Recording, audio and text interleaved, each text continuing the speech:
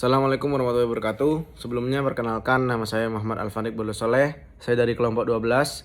NIM saya adalah 201041-2005. Kelompok saya beranggotakan yang pertama Intan Nur Andini 2010-411-038. Yang kedua Faizal Nur Samsi 2010-411-265. Dan yang ketiga Dania Resti Maharani 2010-412-006. Di sini saya akan menjelaskan tentang ISO 14000. Yang pertama, seri ISO 14001 dikenal sebagai standar sistem manajemen generik. Artinya, ini relevan dengan organisasi manapun yang ingin meningkatkan dan mengelola sumber daya dengan lebih efektif. Tujuan dan manfaat ISO 14000. Yang pertama, mendorong upaya dan mengambil pendekatan terhadap pengelolaan lingkungan dan sumber daya alam dan kualitas pengelolaannya seragam di seluruh dunia. Yang kedua, meningkatkan kemampuan organisasi untuk dapat meningkatkan kualitas dan kinerja lingkungan serta sumber daya alam. Yang ketiga, menyediakan kapasitas dan fasilitas untuk kegiatan ekonomi dan industri agar tidak menemui kendala dalam berbisnis. Dan yang terakhir adalah manfaat yang didapatkan suatu perusahaan dengan diterapkannya ISO 14001.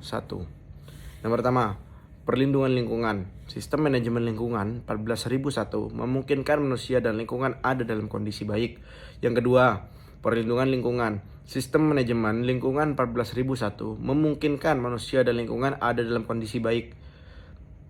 Dan yang ketiga, meningkatkan daya saing, meningkatkan peluang berbisnis dan bersaing di pasar bebas di era globalisasi.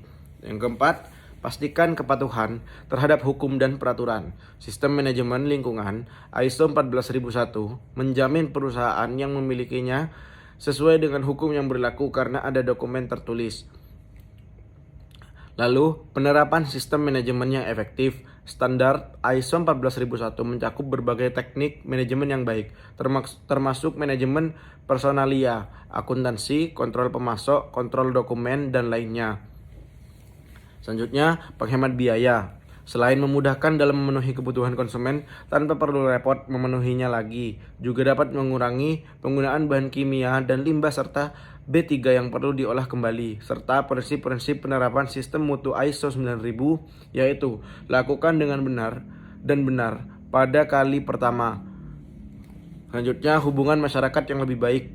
Sebagian besar prosedur yang termasuk dalam ISO 14001 memerlukan tindakan proaktif. Setiap tindakan proaktif terhadap lingkungan ini akan meningkatkan citra perusahaan dari segi lingkungan terhadap masyarakat. Dan yang terakhir, kepercayaan dan kepuasan pelanggan yang lebih baik terkait dengan hubungan komunitas yang lebih baik adalah kepercayaan dan kepuasan pelanggan. Setelah perusahaan memperoleh sertifikat ISO 14001, pelanggan akan merasa lebih aman berkat perlindungan lingkungan. Sekian dari saya, kurang lebihnya mohon maaf. Assalamualaikum warahmatullahi wabarakatuh.